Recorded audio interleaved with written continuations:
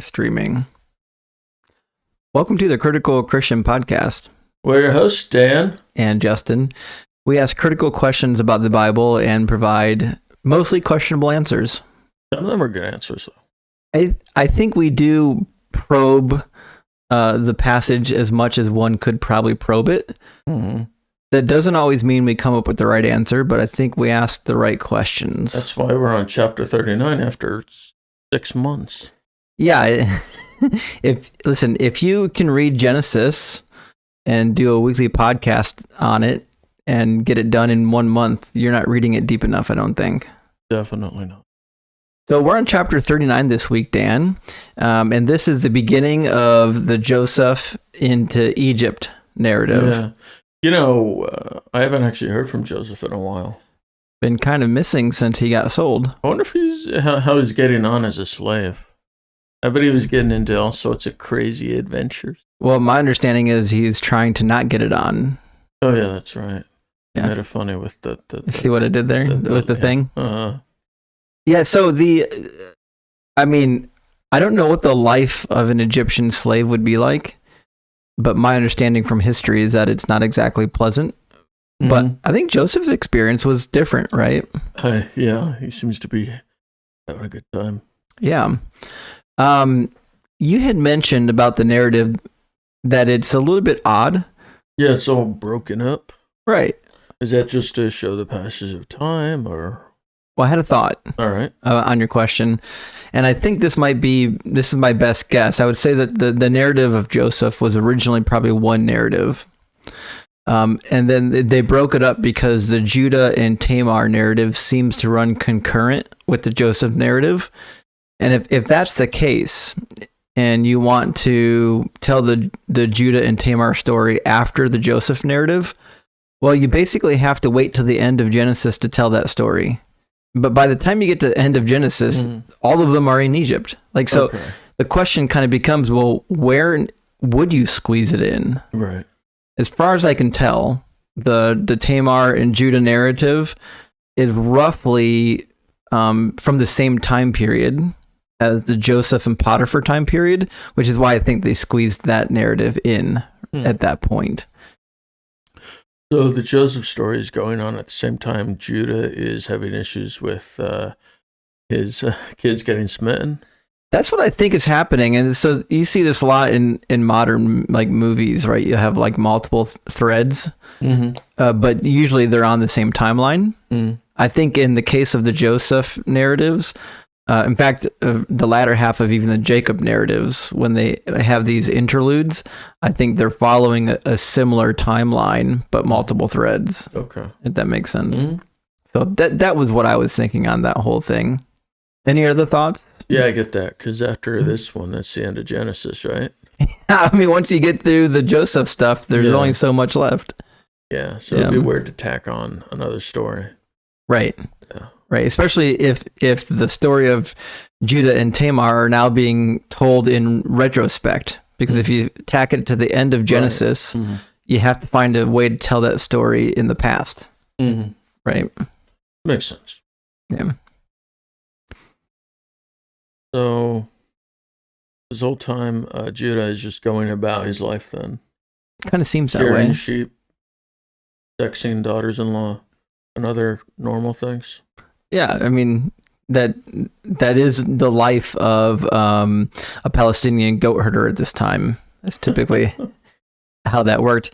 And it is interesting, though. It does match the lifestyle of the Judean people, because the Judean nation was part of the hill country of southern Palestine. And most of them actually were sheep and goat herders and things like that. So it's interesting that, the life of Judah seems to parallel what we know about the tribe itself. And remember, David, who came from that tribe, was also a herdsman. Yeah. Yeah, maybe. All right. So, if I'm correct, and I checked, so I am correct. Judah's role in the whole, Joseph story with the dream code and all that was to make sure that Joseph became a slave instead of just dying.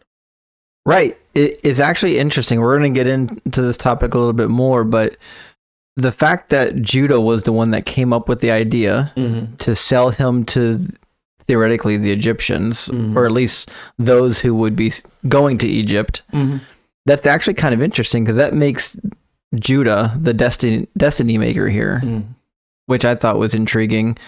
I don't know if I'm reading too much into that, if it matters if it was Judah or anybody else, but the idea of predestination is quite heavily present in the narrative of Joseph. Oh, yeah. Right? Yeah. I don't know if it's this chapter, but I know there was a lot of that.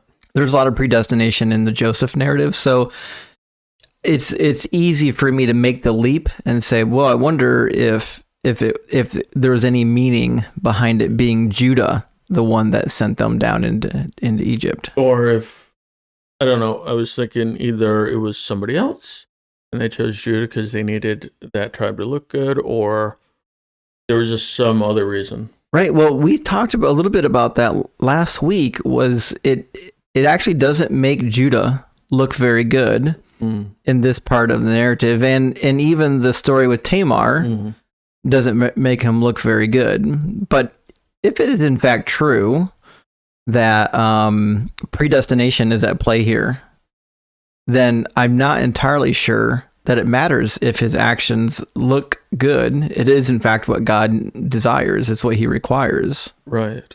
Right. Just how there are a lot of people who think like Judas Iscariot is in hell. I'm like, I don't think so.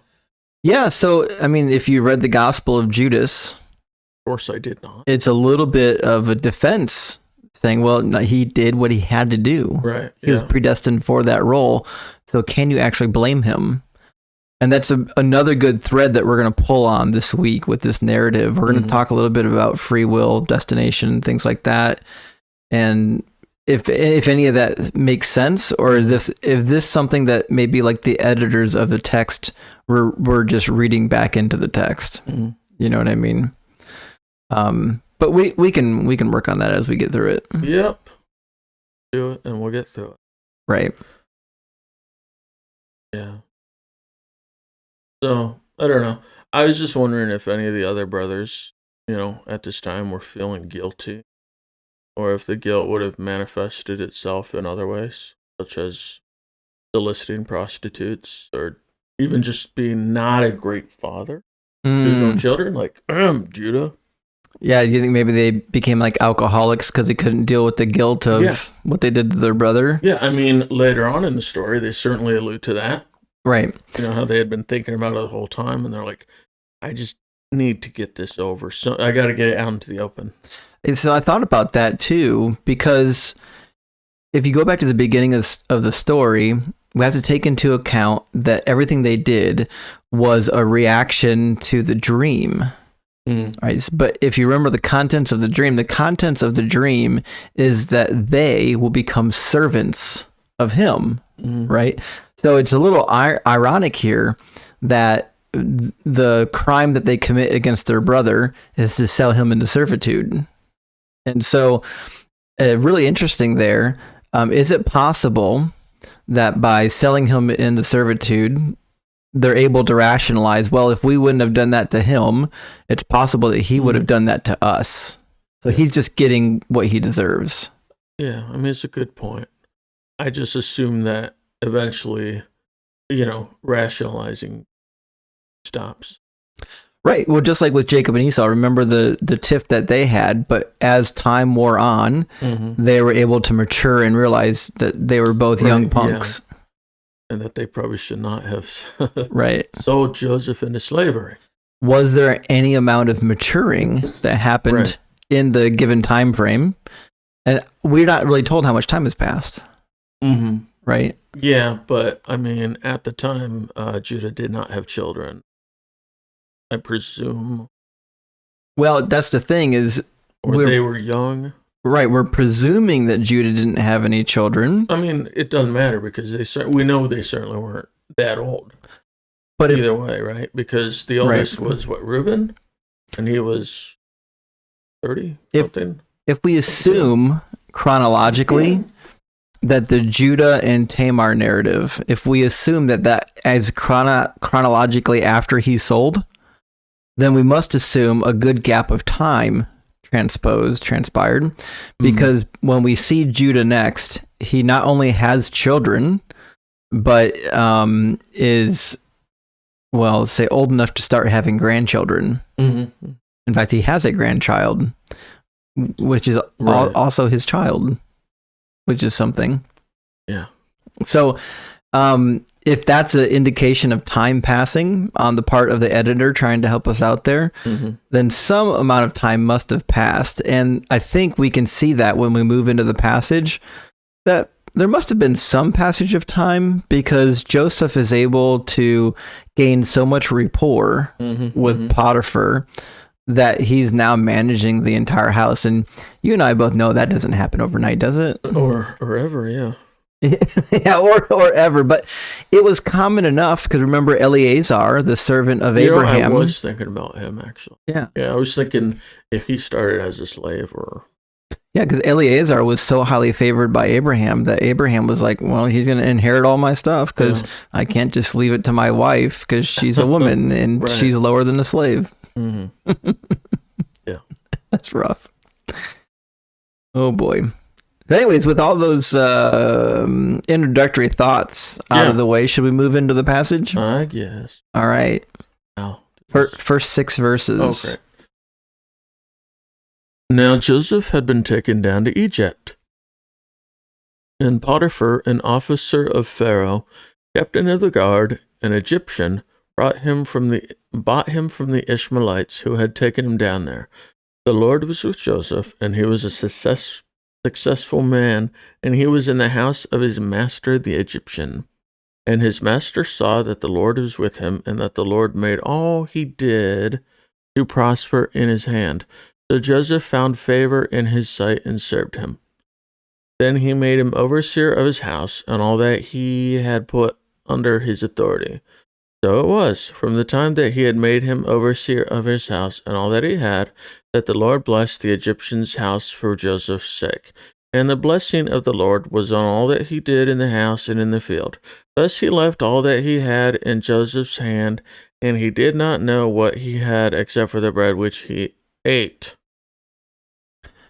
So I want to talk about your observations first, but I want to make one comment that I noticed, and I was thinking about between when I wrote my notes out and right now, which is it's intriguing in the next chapter when he's in prison. There are 2 dreams that he interprets when in prison. One of them is from the baker, and one of them is from the cupbearer. The cupbearer was the butler in I don't know. That's not it. Anyways, it's the cupbearer, right? Right? Well, the cupbearer is reestablished at his post, but the baker is not the maker of bread. Right.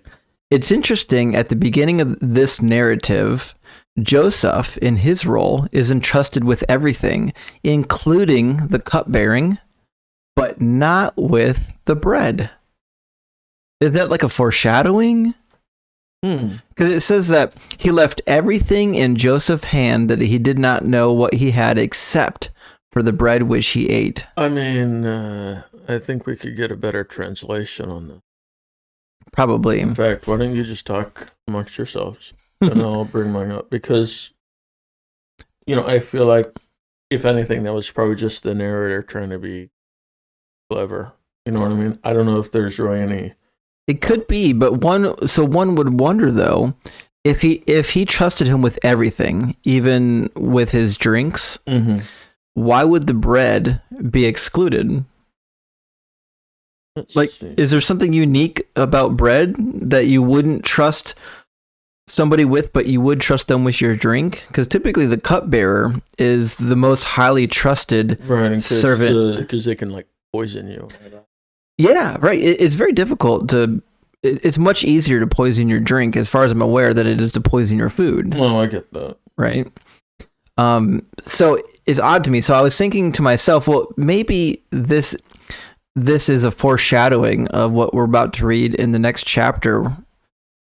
Well, I would like to read from the Message here. Oh boy. All right, look, it says, the blessing of God spread over everything he owned, at home and in the fields, and all Potiphar had to concern himself with was eating 3 meals a day.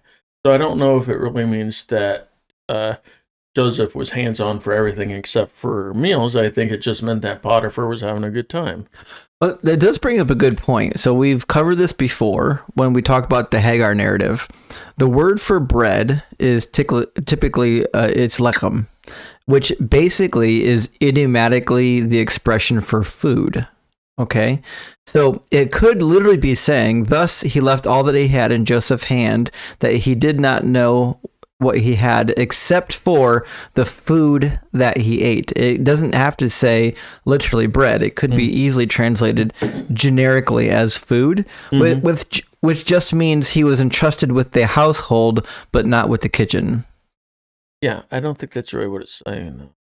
Okay. I think they're just trying to say that Potiphar gave him control over everything, Everything but the food. Yeah, but probably even the food, Well, I think that's what I'm trying to say here. It's just saying he didn't have to worry about anything. Interesting. Well, let's read the NRSV and see what the NRSV says. Now, the New King James, which is what we copied for the initial reading, is usually pretty rigid.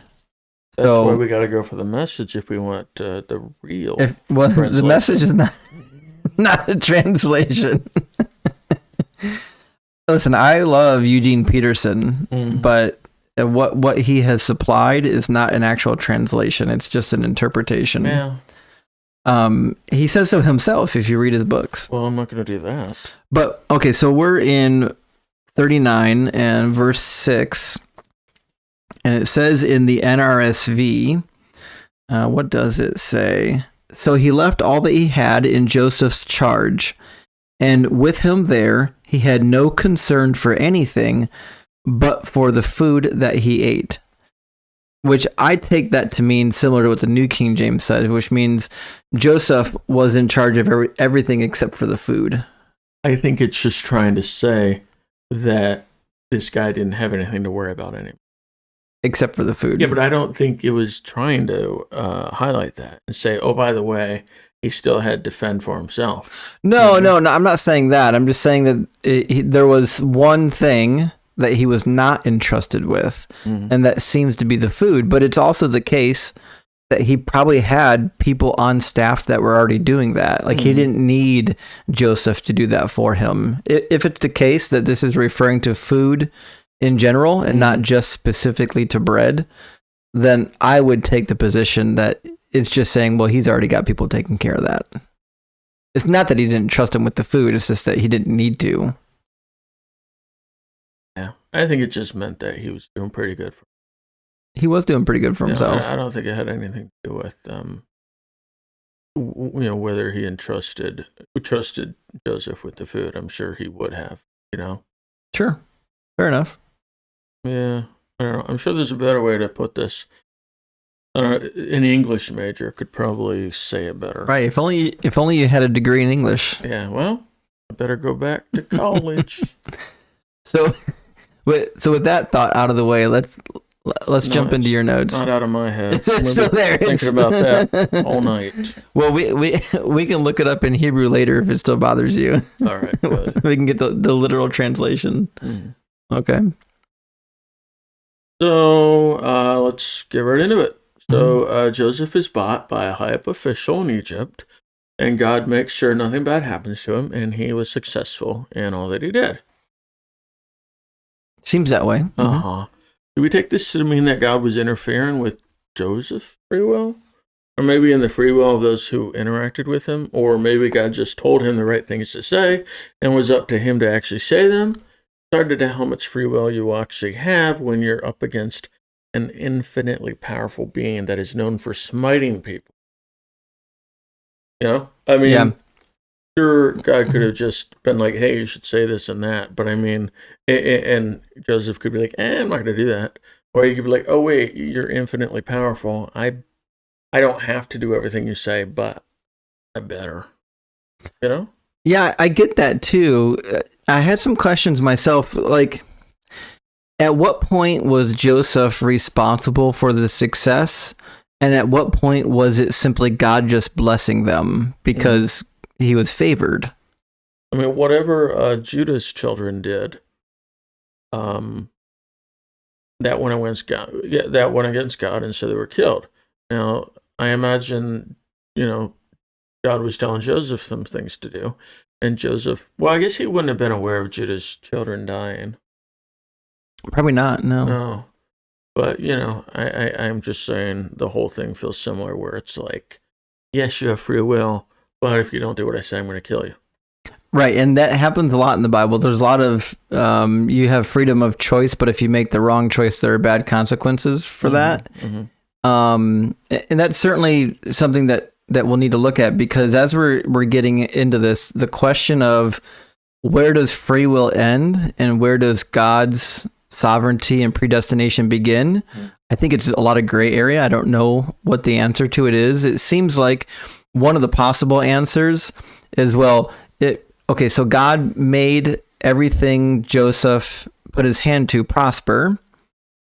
Is it simply because he favored Joseph, or is it because God knows past, present, and future and knows the type of character Joseph is, and he chose to bless him because of that? But the problem is, from other biblical passages, for example, Paul in Romans chapter 8 and 9 would have us to believe that Joseph only did those things because God predestined him to do those things. We just cut out all the books from Paul. Yeah, some people do. In Genesis. Yeah, so that's the thing, is the predestination that we see in Genesis seems to only be situational, meaning there are some situations that God uses for his higher purpose. But it doesn't appear that God is like foreordaining every individual human being, right?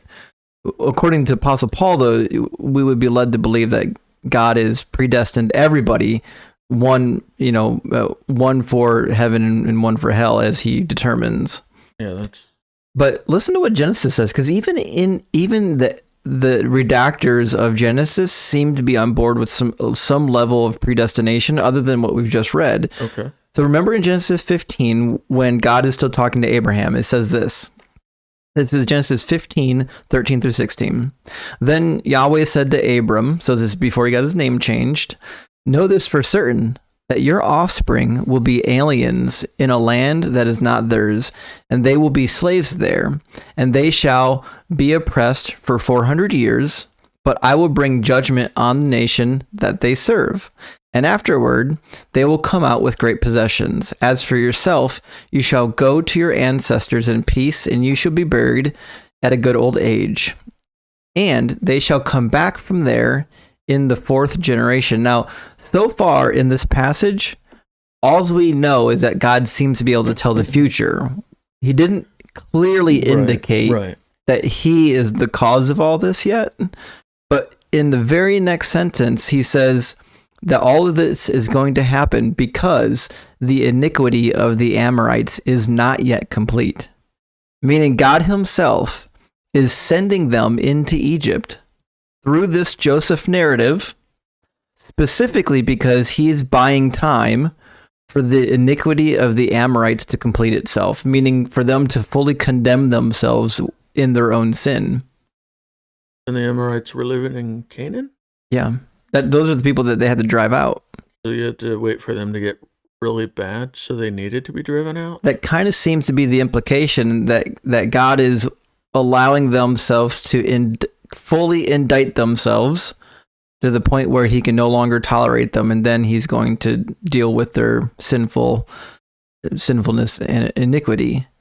But if that's the case, okay, if it is the case that God predestined these people to go into Egypt specifically with the goal of allowing the Amorites to complete the fullness of their iniquity, then the problem we have is that he's also says he's going to bring judgment on Egypt for what they're going to do to the Israelites.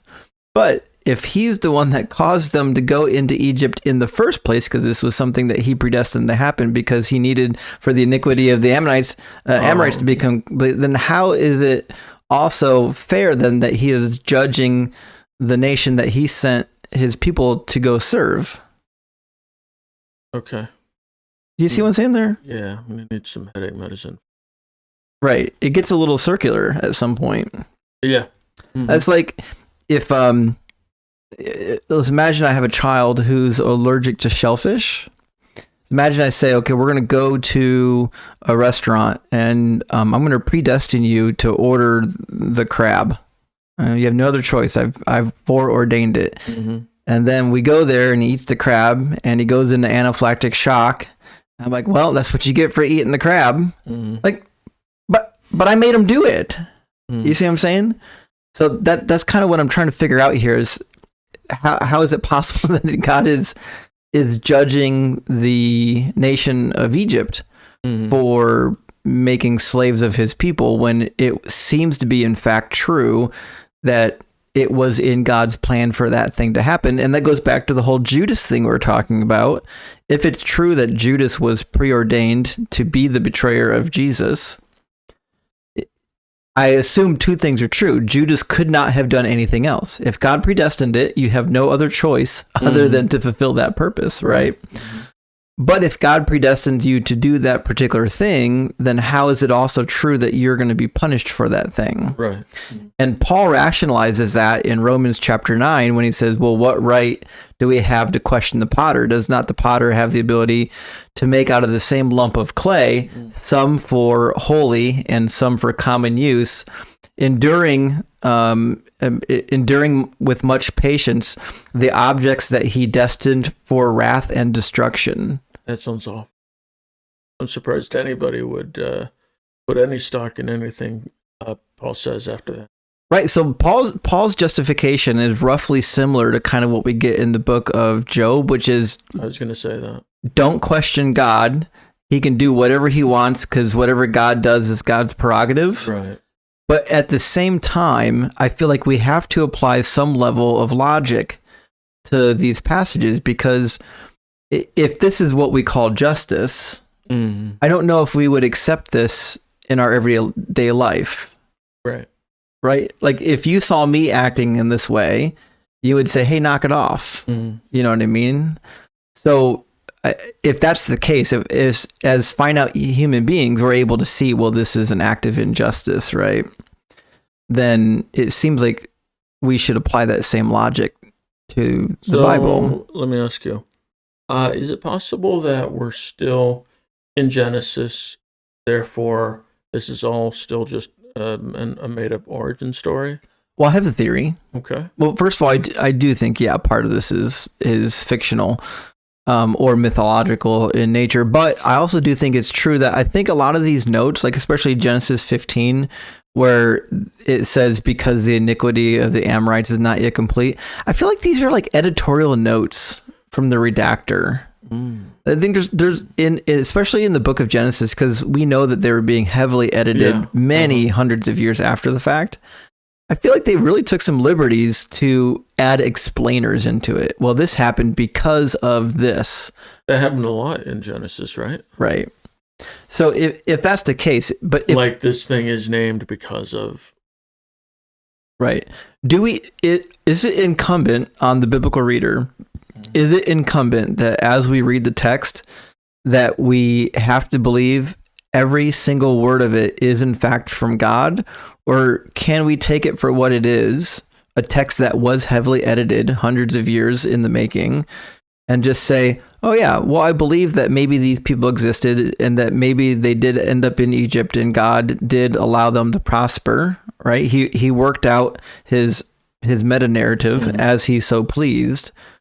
Is it incumbent on me to also believe that this was predestined? Like, can I still be a Bible believer and throw out some of this unjustified predestinationism? I guess it depends on who you ask, right?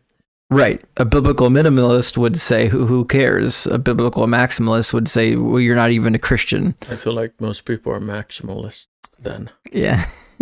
Yeah, a lot of people are, especially evangelical America. They would say, well, no, every single word in the Bible must be 100% true and believable. But if that's the case, then we're also required to believe that the earth is flat and there's a dome over top of it. Mm-hmm. Right? So using our own brains and intellect, is there a way to still take this narrative, believe that this is a real narrative, something that happened in real life, but is there a way to finagle some of these more editorial notes and say, well, maybe that's not exactly I don't know. thing. To me, it's hard to believe anything unless we have some historical verification? Yeah, that what's the word I'm looking for? When they dig archaeology. Yeah, that's it. Archaeological evidence. Because I know you said there was some for the Exodus. Yeah, so I've been like a Debbie Downer a little bit on a lot of Genesis, but when we get to the Exodus narrative, I'm actually of the opinion that there's a lot of evidence for something happening during the Exodus period or the conquest period that kind of resembles what the Bible says. Like there's some stuff there. It's not nothing. I think there's a good case to be made that a bunch of Semitic speaking people went down into Egypt and that they became so strong that they were expelled. And we know for sure that during the time period that the Exodus is kind of recorded, the whole time period, we have records from Egypt indicating that they did take Palestinians and they trained them in the palace. So, like, for example, Egypt controlled Palestine at this time, or the Levant, as it would be classically named.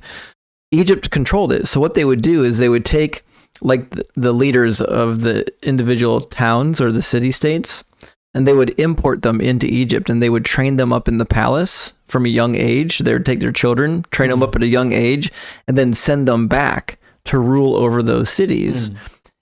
And the whole idea was, well, these city-states are on our side because the people ruling the city-states are technically our people. We raise them in our own palace. Well, that is eerily similar to what we see in the Moses narrative. We have a Hebrew who came from the Levant, who was raised in the palace and was given what appears to be great autonomy, even though it seems to be that he knows, in fact, that he is Hebrew. I mean, that wasn't hidden from him, I don't think. Anyways, I don't want to get on a rabbit trail. There seems to be some actual archaeological evidence that would confirm that the Exodus is, in fact, a plausible narrative. All right, so say the people writing this knew the Exodus was real, but they didn't know how it came about. I mean, that's what Genesis is for, right? Just writing a backstory. Right. So I don't know if I can believe that this is actually what happened. I mean, as you were saying, it's really circular reasoning, and it's very possible they were just trying to figure out how to make this sense. Right, because tying back into this narrative, the Exodus ties heavily into the Joseph narrative. But even in the Exodus narrative, we see God's heavy hand of predestination at work. And Paul sees this too. Paul mentions in Romans chapter 9 that what happens with the Pharaoh and the hardening of the heart, well, yeah, that was all predestined. In fact, it says in the 10th chapter, verses like 1, 2, and 3, that God specifically hardened Pharaoh's heart with the intention, and the heart of all of his men, with the intention to make these signs and wonders so great that it would be a lasting memory for the children of the Israelites. That didn't die. Yeah. Though, yeah, the ones that were still living, right? Right, yeah. And then it's also true in the 11th chapter, at the end of the 11th chapter, he says that he's specifically hardening Pharaoh's heart for the very last of the plagues, the plague of the unaliving of the firstborn. He's specifically doing that to display his power, right? And so Paul picks up on that. And he's like, no, what God is doing is he's stepping in and he's controlling the narrative. This is not a matter of the free will just playing out. Because it does seem that after like the fourth plague, that the heart of Pharaoh was softening. because he let them go out into the desert and make offerings and sacrifices. And then he says to them, pray for me. He asks Moses and Aaron to pray for him while they're in the desert giving offerings and sacrifices, which means after the fourth plague, the Pharaoh was starting to get the white flag ready. And God said, nope, not yet. Not yet. We got more plagues, buddy. And then he started hardening Pharaoh's heart after that. Right? Oh, can I just take out Genesis and Exodus from the Bible? Well, I don't think you're going to escape predestinationism. I think you can get rid of the Pauline predestinationism, but there is some sort of overarching meta-narrative that requires at least a minimal amount of predestinationism, I think. I don't want to get into this too much at all, because I think we could talk about it for hours, but I will say one thing. I think the reason people read the Bible, accept it all as God's word, is because, and I know you're going to argue against this, but there's no other way to know God.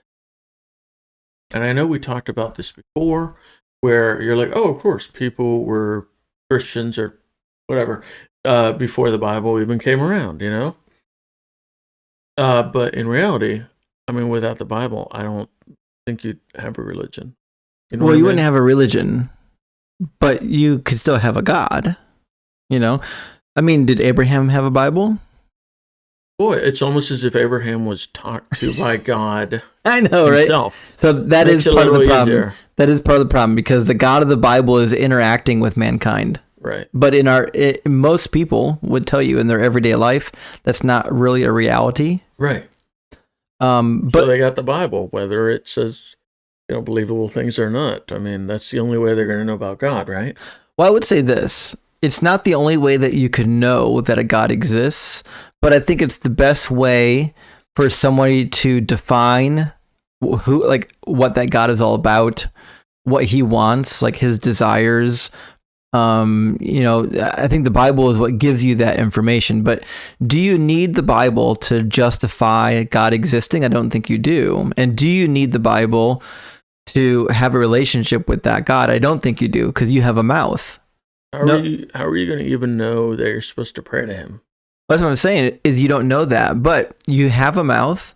You know that if there is in fact a God that exists, he must be, if in fact he's a God, he must have some level of omnipotence, which means he should be able to hear you communicating to him. And if it is in fact true that he created everything, it seems like maybe he can transcend time. If it's in fact true that he can transcend time, then it kind of has to be true that he can hear everybody at once. Meaning, if 1 million people are praying right now, he can hear everybody at once because he can transcend time. So that being said, only knowing a limited data set about God, like that he exists, that he can hear you, that's enough that might tell you that, well, you can probably pray to him.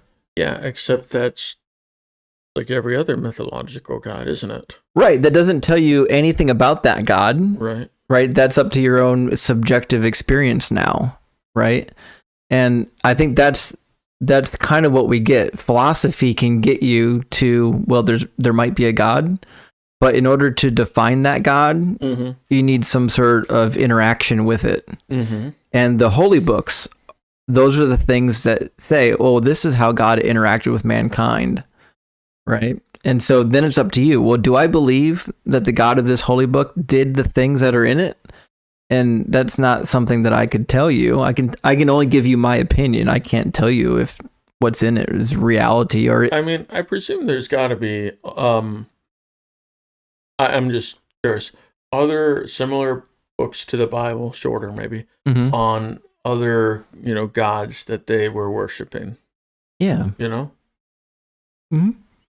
The Akkadian and Babylonian corpus was quite extensive, and there were many books. I would call them books, but they're really clay tablet collections that gave you narratives, just like we have the narrative in Genesis. It gave you hymns, like we have in the Psalms. Really? Yep, and there were even Babylonian proverbs. And this was before our Bible? Mm-hmm. By a long shot, like 1,500 years. And did they talk about their God? Well, they had multiple gods, yeah. Okay, were they in there? Yeah.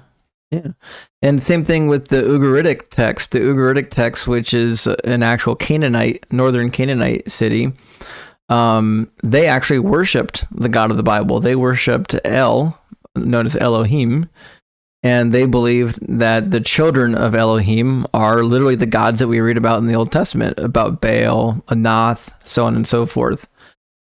So all of the subcategories of deities that we read about in the Old Testament came from pre-Israelite culture, except they believed that they actually existed. Mm-hmm. Whereas if you probe certain parts of the Bible, like Paul will tell you, I think in 1 Corinthians chapter 8, that there is only one God.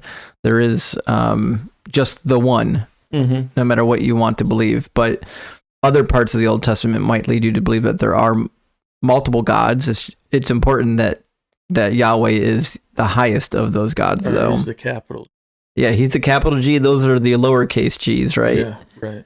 I don't think it's until you get like closer into the Greco-Roman period that there's this idea that, well, no, there is in fact only one monotheistic God, and anything else below that is just a created being, like a human, but a slightly higher status. So what if we got rid of the Bible? I don't know if we can define God without using a text, right? Because all we can do is pray and see what happens, and then record your experience. Yeah, and it would make a Bible, right? It would make your own personal Bible, but it might be pretty empty, right? Unless everybody puts theirs together, right? Oh wait, that's what this Bible is, right? Right. So if, say, for example, in the state of Ohio, 500 people are all praying to this unnamed God, and it turns out that their experience with that God seems to align with each other, you could assemble that into a meta-narrative or a collection of documents and say, this seems to describe our God. I mean, it seems to me as though the Bible here does the God I feel is actual God. So far, doesn't make any sense. No, I get that a lot because we want to believe in our own heart that God is good, loving, good, just, merciful, just. But we keep reading so far, especially with the free will debate, we keep reading so far that there seems to be something not quite squaring up. And so when things are against what I think God should be like, I guess my first thought is just to dismiss it as the writers, except you try to do that against like militant atheists or whatever. And I mean, they'll say, you can't just pick and choose. But I think you can, right? So like if you're if you've got a big text like the Bible where it was written over hundreds of years, it's well within your right to say, well, listen, I think there are certain strains of this that seem authentic. And there are certain strains that definitely just seem like somebody came through with a red pen and started writing stuff down, just like I could do with any text. I could take any original text and add my own opinions into it. So if that's the case, if that is a logical possibility, then it's logically possible that we have different literary strains within the Bible that are in fact authentic, that we might be able to suss out, and some that appear to be later redactions and editorial works. Yeah, so we should be able to figure that out and get the actual. The problem is, how do we do that? What is the method? What are the tools for doing that? And then the secondary question is, if it is indeed true that God chose to use this method of communication with mankind, it seems to be kind of a flawed communication method if it requires multiple degrees and a lifetime full of work to suss out what is original and what is not. Well, so that brings up the question, do you think that this is what God had in mind, or it's just a complete human invention? of the Bible? You know what I mean? Was God more hoping for a more individualized experience? You know? That's the good question. Is it possible that God did not intend for the Bible to be the complete source of his revealing, and that his intention is actually for you to seek him deeply with all of your heart for all of your life? And I would conclude the latter is true. I would conclude that God never intended for the Bible alone to be the sole source of revelation or to even be inerrant, and that it is his desire that you seek him rather than trying to turn to a book and read about him, which seems way easier. But seeking God, even in the face of doubt, is the more difficult of those two options. But if God rewards you for your efforts and you choose the more difficult path, I would assume that he would reward you for that. And if that's true, if everything I said is true, then eventually you will get what you need from God, or eventually you'll just demonstrate that he doesn't exist. Well, one of those two things has to be true, right? So it's kind of like an agnostic, right? Who believes there is a God, but they don't know anything about it? Yeah, I think agnostics basically say, it could perfectly be true that there is a God or there's not a God. We don't have a method for knowing that. Like, we don't have the tools to even know it. I have no knowledge on this topic. Whereas an atheist would just kind of say, well, you claim that there's a God, but I don't really believe that claim. And then like an anti-theist would be like, not only do I reject your claim that there's a God, I reject that there could even be a God. Right? I think an agnostic is a pretty fair opinion. I actually think most humans, even if you're part of a religion, I think most people actually are agnostics. They just don't want to say it out loud. I think most people are okay admitting that we don't really know. Right? Yeah, a lot of people are spiritual. Yeah, everybody, all of us in this human experience, we're all locked in the same dark room together, groping around trying to find the door in the dark. Yeah, I get that reference. I just think about, there's a radio station, and they're always talking about how kids these days, they write that they're not religious, they're spiritual, about how that's a downfall of civilization. But in reality, I think what they mean when they say they're spiritual is that they think there is a God out there, but maybe the Bible isn't portraying. Especially, because young people are very socially aware, and remember, young people are more than ever, they're growing up with people that are of like a gender persuasion, where somebody might be homosexual, and now in today's society, those kids aren't hiding it. When I was in school, a lot of them tried to hide it, but now they're just open, and people are saying, oh, these are actually normal people. They're not evil, Satan worshiping, bad people. God did not turn over them to a reprobate mind. That's just genetically how they were made. And they say, oh, this is my friend. This is a family member. This is a person that I love, and I know that they're a good person. Therefore, it seems to me that if there's a God and that God is good, that they would not just send that individual to hell. Yeah. Because they have same-sex attraction. So they're saying, okay, well, if that's true, if that's the most sense to me, that's the thing that makes sense to me, then that means I would reject most of the religious gods, like the God in the Quran or the God in the Bible. Or, now, other religions, there are some religions that don't care about your sexuality at all. Like, they don't care. I just would like to have this God, but without all the human baggage, right? That I feel like humans wrote into the Bible, right? Yeah, because there's actually a lot to like about the biblical God, and we're going to get to that. I mean, I read a lot, some books on near-death experiences, right? And one big thing I always, I take away from it is that not everybody is a Christian, right? But everybody gets to go to heaven. Like universalism. Like, you're judged based on who you are, not like who you are in life. Right. Not just That's Matthew 25. Just who you believed. Just not just what God you believed. There we go. Like Right. God doesn't even, I mean, this is probably blasphemous, but God doesn't even care if you believe. He just wants you to believe in your heart or something. I don't know. Think about the Old Testament. No, not a single time in the Old Testament does God ever say, I need you to believe in me. The question is not whether or not you believe he exists. The question is whether or not you will obey him and you will do the righteous things that he wants you to do. And Jesus seems to parallel this fact when he says in Matthew 25, when he comes back, he's going to separate the sheep from the goats.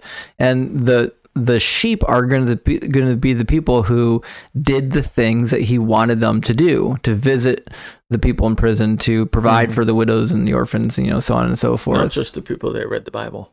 That's right. And told everybody else they're going to hell. Right. It's not till you get to the writings of Paul that you kind of get this idea that, no, all you have to do is literally believe a thing, and then that thing becomes your whole salvation. That's kind of a silly notion. And James pushed back against this. The book of James says that no, your faith without works, without deeds, is dead. He says, show me your faith and I will show you my works. Mm-hmm. And so according to Jesus's own brother, he seems to be indicating that you do not just get into heaven because you chose to believe a thing. In fact, if that's the case, that is the silliest metric I have ever heard.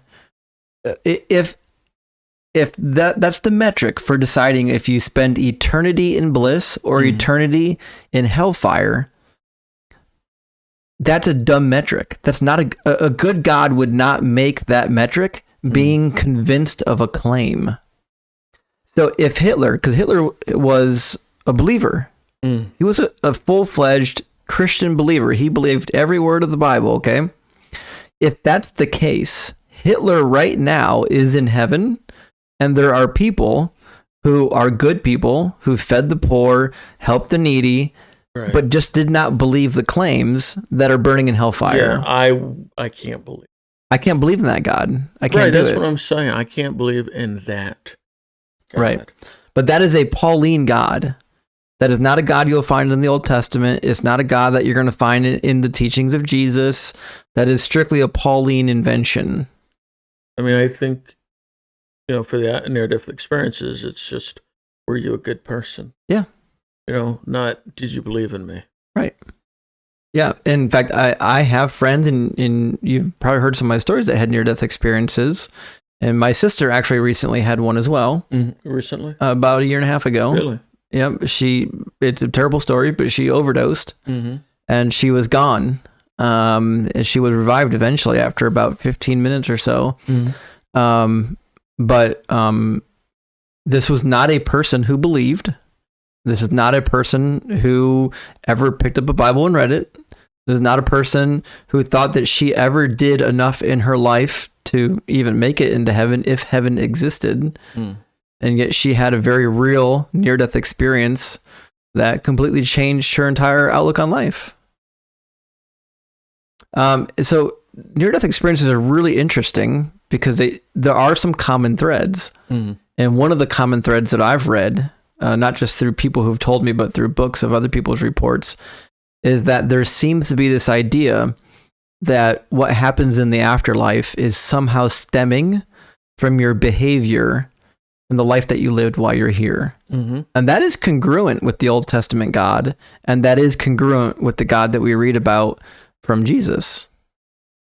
Yeah, I mean, there were a lot of Pharisees and Sadducees who definitely believed in God. Yeah. Right? And Jesus didn't really like them that much. Well, the Sadducees didn't even believe in an afterlife. Oh. Because there's only one passage in the entire Old Testament that you can take to believe that there's going to be a resurrection of the righteous. There's actually 2 other passages that could be referring to the resurrection of the righteous. It depends on who you ask. One of them is in the Psalms. I personally believe that, I don't have it on the tip of my tongue, I apologize, but I believe that psalm is in fact referring to the resurrection at the end. And then you got Daniel chapter 12. refers to the resurrection at the very end as well. So you've only got really 2 solid passages in the Old Testament that refer to the resurrection at the end. Every other passage we have seems to indicate that the departed soul goes to Sheol, and everybody goes there, good or bad, and then you're just there for eternity.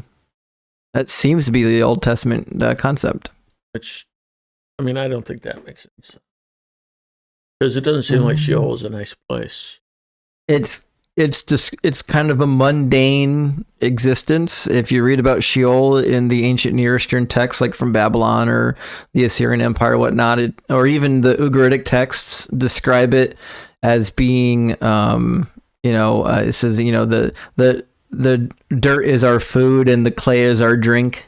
It says it's kind of a mundane, unpleasant experience for the rest of eternity. But if you lived a good life, and we talked about this before, and you had ancestors, or you had children and grandchildren and great-grandchildren that came after you, they could bring you offerings in the afterlife, in which you might be able to have some level of enjoyment in Sheol because of these offerings from your family members. This is stupid. I'm just saying that's what the ancient people believed. But that's stupid. It's kind of silly, yeah. Why would I?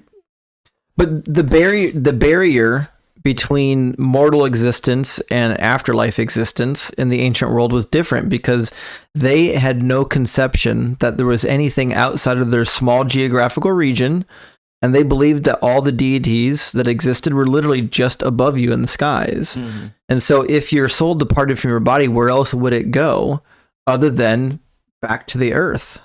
In fact, they believed that some departed souls still wandered the earth. Mm. So it wouldn't be that difficult if you had a departed soul in Sheol that you could leave offerings for it that it might have access to, especially because they believed that in mountain bases and in caves, different places like that, there were actually portals to Sheol. Because remember, Sheol was in the earth, mm-hmm. and a lot of caves were at the foot of mountains and things like that. So wherever you found a cave, they believed, well, this might actually be a portal to get back and forth from our realm to Sheol. So if we leave offerings in these particular locations, they might actually be accessible to the departed. Pretty wild stuff. It really is. I'm glad I don't believe that.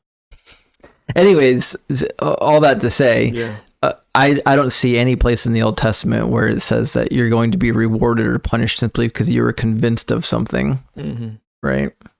But God does want you, Yahweh in the Old Testament does want you to recognize that he is the only God. Like, that is definitely a desire that he has. Mm-hmm. But there's no mention of people being punished for all of eternity for not believing it. When I was younger, and, kind of not sure about my faith, my mother and sister would be like, so what's going on? And I said, well, I believe in God, and they're like, well, yeah, so does the devil. Right. And I doubt he's going to heaven. Right. You know what I mean? So faith alone is not enough. I agree. And that's Book of James as well, I believe. Yeah. James hits pretty hard on this particular topic, and I agree with James. If simply believing a thing justifies you, that's a silly thing to believe. Like, I wouldn't believe in a God that justifies you just because you were convinced of something, right? Either you're a good person or you're not, right? That being said, we got off on a rabbit trail there. Should we get back on the... You were saying that. You were saying there's going to be some rabbit trails. There were, and I told you this is why we're not going to be able to do 2 chapters. We might barely make it through the 1 chapter. It's going to be a 2-hour 1 chapter with at least an hour and a half of rabbit trails. And it's a really short chapter. It's a short chapter, right? All right. Where were we even at? Well, we just read the first 6 verses. Wow. That's literally as far as we got is the first 6 verses. Right. All right. So, let's see. Oh, yeah. So, okay, cool. So I have some stuff to say about that. Yeah, about Potifar and Joseph and whatnot. Yeah, that's why we're here. An hour later. Yeah. So I don't know much about ancient religions. But I guess I thought that up to this point, there were not that many followers or believers of God beyond like Abraham's clan Abraham, Isaac, Jacob, the 12 sons, whatever. It's curious then that the captain of the guard would even know of this new religion, let alone like acknowledge it as being true. I don't know if he did though. Well, I mean, he did, because he acknowledged that a God was finding favor with Joseph, right? Right. And he connected the dots. Mm-hmm.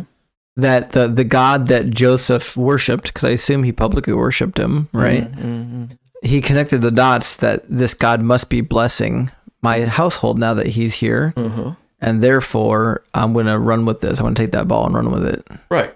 Yeah, but I don't know if he knew anything about that God, or if he even intentionally sought to worship that God or anything like that. It seems like he was just saying, "Hey, this seems to be working. Let's roll with it." So it's just an extension of all the other crazy gods they worshipped. Well, that's the thing, yeah. If he was Egyptian, he would have had many gods, So right? like, one more god won't make a difference. Yeah, one more, especially if this one more is making me prosperous. Right, getting some results for once. Yeah, I finally got some good results. Let's do it, right? Let's keep it going.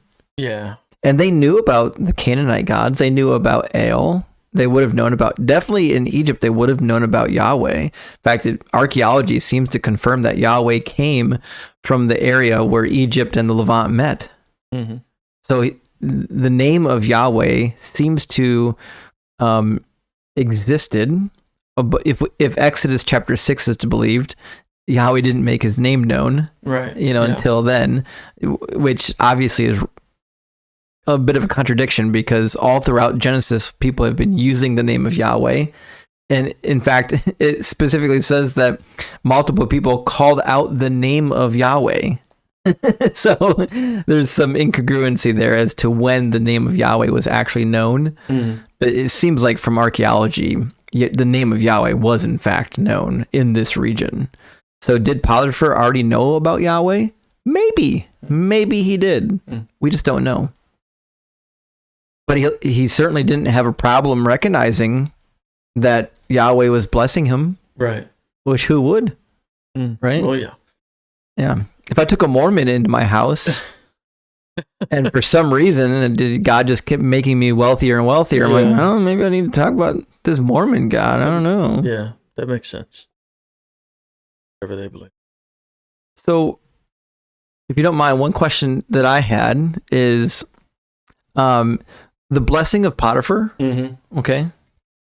Was Potifar blessed simply because Joseph was there and he was getting blessed because Joseph was getting blessed, like a side blessing? I get it. Or was God like directly blessing Potifar? He was probably both. Okay. Because obviously Joseph, gets blessings. But if people are to see Joseph as blessed, they're probably going to want to get their own blessings, Yeah. I think that made sense in a way. I heard but you. In a very small way. Well, I'll ask one final question on that. Is it possible for God to bless Joseph and not for Potifar to receive at least part of that blessing, since Joseph is a servant of Potifar? Right, yeah. Probably not, huh? Right. There has to be some sort of aura of blessing that he... like a spillover blessing. Yeah, the spillover blessing. Yeah, the cup runneth over so much that Potifar has no choice but to receive some of that blessing. Yeah, but I mean, it's just like God needed Potifar to believe that Joseph was blessed, so that Joseph would stay there and be... I mean, if only Joseph was getting blessed, I doubt Potifar would be that happy, right? I assume he'd be jealous. So here's the thing with the blessing of Potifar. It didn't have to happen. If God did not bless Joseph or bless Potifar, the story could have panned out the identical same way. I know where you're going with this, because none of this matters since he still goes back to prison. Right. He's still going to end up in prison if the wife does her thing. Right, yeah. So what does it matter that God blessed Potifar and Joseph in this particular time period? My guess is just because, Joseph's going to be there anyhow. God might as well make it as comfortable as possible, right? Is it perhaps vital to Joseph's faith that he sees the Lord working on his behalf and is able to maintain the good character, right? If God does not bless Joseph during this time of trouble, is it perhaps true that maybe he would completely lose faith and lose character, and then the story cannot play out in the way that it needs to play out? And that's very possible. Yeah. Maybe he doesn't have strong enough faith as, say, Job. Right. Right. Who was fine with it. Literally anything. Yeah. Yeah, it's a good point. That's all my questions on that section. That's all mine. All right, so 7 through 9. We're 25% of the way through it. We're doing it. We'll get done by 10. All right. And it came to pass after these things. Remember when this podcast was supposed to be an hour long? Yeah. And now they're like regularly 2.5 hours? Yeah. We got so many questions. That's the problem. Yeah. Anyways, sorry. And it came to pass after these things that his master's wife cast longing eyes on Joseph, and she said, "Lie with me." But he refused and said to his master's wife, "Look, my master does not know what is with me in the house, and he has committed all he has to my hand." That made sense, right? Mm-hmm.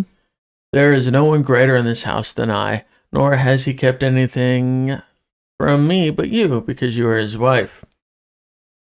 I had a yawn. Yeah, you're still on screen. All right. Then how can I do this great wickedness and sin against God?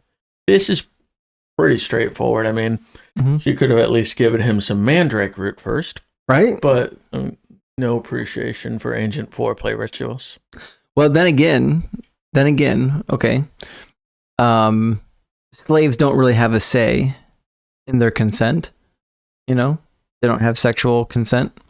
That's Exodus Is that right? 21. So, if you're a woman, though, if you're a man, then you might not have consent, but it's also true that you still cannot sleep with somebody's wife. So if she was single, like if she was the daughter of the house, she could have demanded that he sleep with her and not actually violate any laws. But because she was married, that was in fact a violation of the law. But I mean, who knows with a couple mandrakes? Right. Yeah. The only reason I included that was because I wanted to say the mandrake line. If we've learned anything from biblical like magic or divination or anything so far, is that mandrakes seem to be an aphrodisiac. Right. That's the idea. But not enough for this godly man. Yeah, I couldn't get a rise out of him. Oh, we're done here. All right. That's great. Along that subject, you're telling me Joseph was still a slave at this point? Yeah, seems that way. Even though he was second in command over everything? A slave could rise to a pretty high rank. Got to remember, too, there's like a team of slaves here. Okay. Right? He was very high up in status, very high up. It implies later in the passage when Potifar's wife talks about the household, it seems to imply that there are other people in the household that were probably also slaves. Yeah. Right? So it seems to me... Yeah, sorry, I forgot the line of discussion already. Joseph was a slave? Yeah, he was a very high-ranking slave. There we go. Much like Eleazar in Abraham's household. But it's also true that this type of rising through the slave ranks is only true if you have a good slave master. Mm-hmm. You could buy a slave and be a complete jerk to that slave and all of your other slaves and never trust them with anything. Hey, I have a question. So Joseph was a pretty high-ranking slave. Does that still put him below any other non-slave, though? You know what I mean? So it depends. You had the option of rewarding your slaves. Mhm. And this is something that would happen in the ancient world. Right? If you had a particular slave that you trusted, that you liked, Mhm. you would reward that slave in a form of, we'll say, buying his loyalty, right? And so is it true that a slave could, in fact, actually find some sort of prosperity through being a slave? It was, in fact, possible. It wasn't probable. Most slaves in ancient Egypt didn't even have clothes. In fact, most of the peasants in ancient Egypt literally did their work buck naked. If you were out there making bricks, you either were doing it completely naked or you had a simple loincloth of some nature covering you, and that's it. But that loincloth would get dirty. So a lot of people wouldn't even wear that. It was very common for the peasantry to work naked and not put on clothing until they were done with their work. And slave girls sometimes went completely topless no matter what, just all the time. They weren't even fully dressed. They might just have a little bit of a loincloth and that's completely it. And this also served a function. It told everybody in society what your class was. They knew, if they could tell if you were a slave and a peasant. They knew, you know. We'll say more on that later. Are peasants and slaves equal? They're not that far apart. But at least one of them is not a slave, right?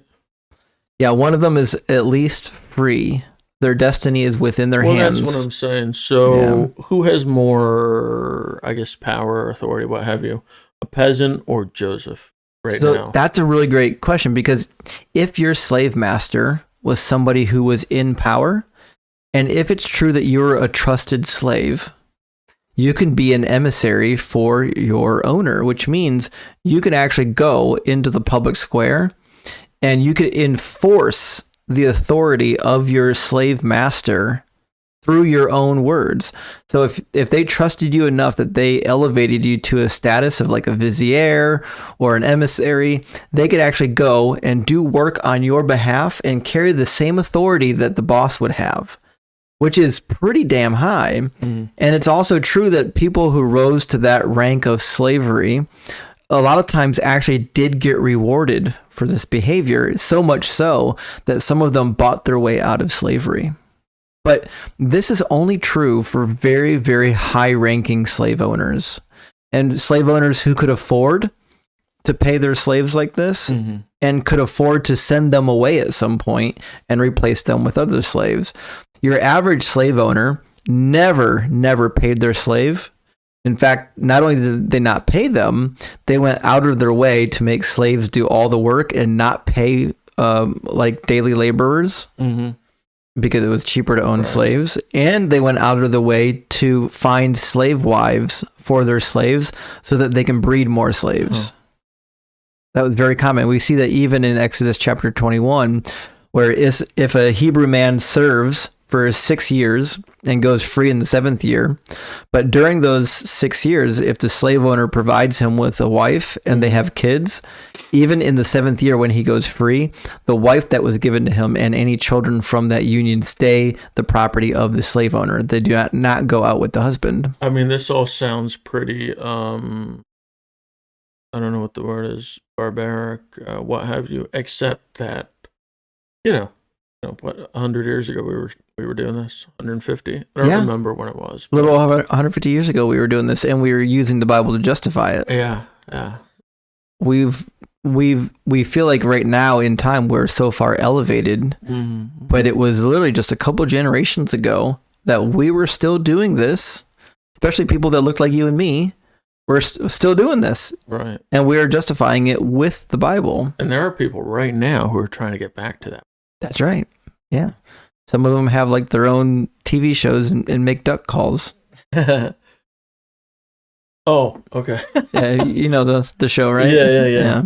For some reason, I thought you were describing Donald Trump as a duck. No. But then it didn't make any sense to me. I'm like, oh, wait, what? Phil Robertson. I'm talking about Phil Robertson, guys. Duck Dynasty. He said slavery wasn't that bad. It probably wouldn't have been that bad for him. Yeah. Because he'd have all the slaves. Yeah. I hate it when white people say that stuff, It wasn't that bad. We took care of them. Yeah, I'm sure you did. Yeah.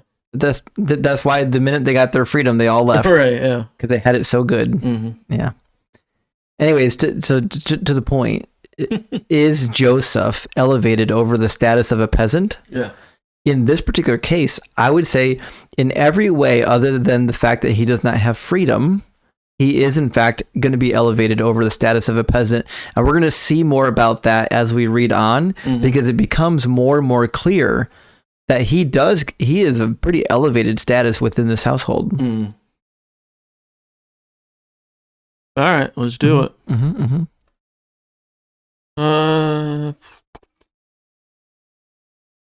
All right, you got all this stuff? Well, so not quite. I did want to read one passage about this. And so it's not entirely clear what Joseph meant when he said he was sinning against God, if he would in fact had slept with Potiphar's wife.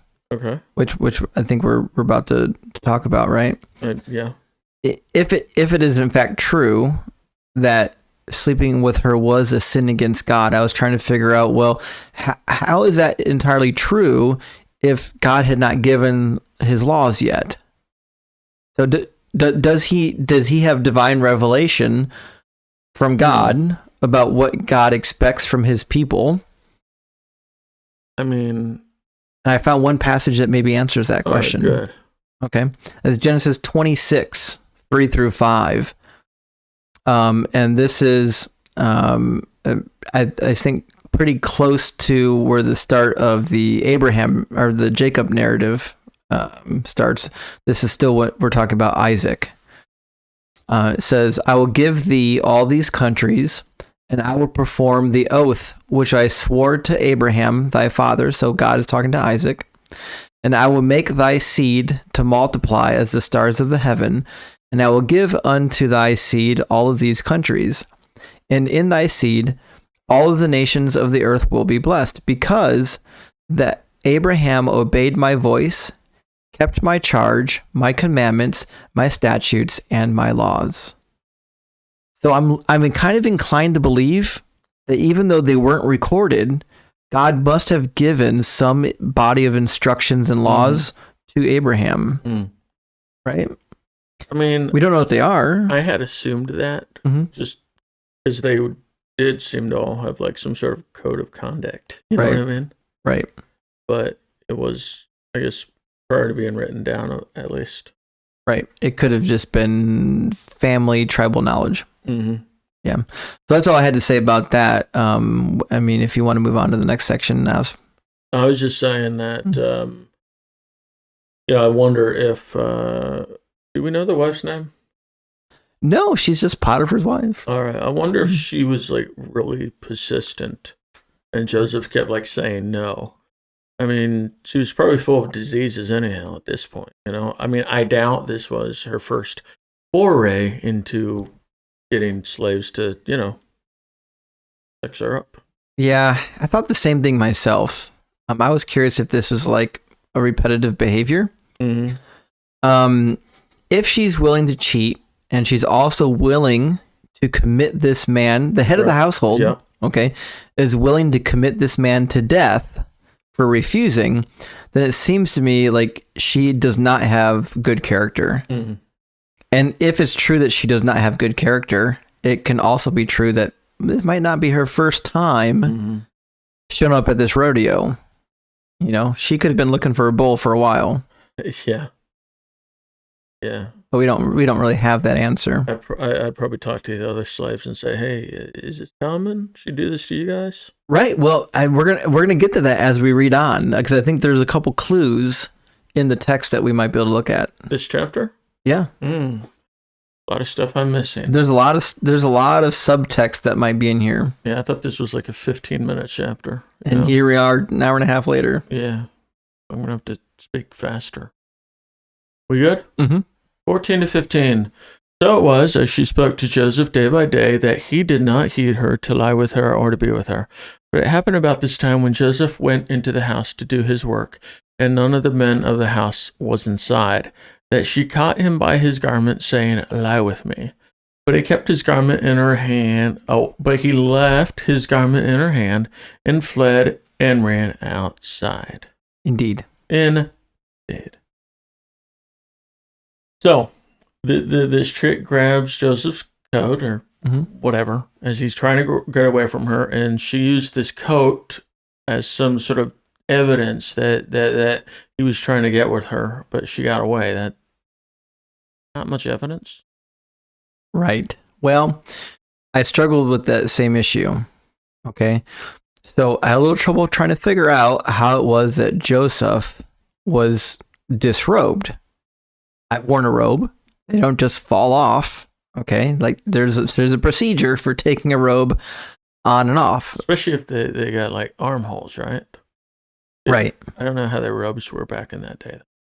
So my theory, and I think it's on good ground, is that whatever she grabbed was not actually a robe. And that's why a lot of translations will say outer garment or cloak or coat rather than robe. So even in the New King James, garment, it just says garment. Yeah. Right? Doesn't tell us anything. Doesn't really tell us what it is. Scarf.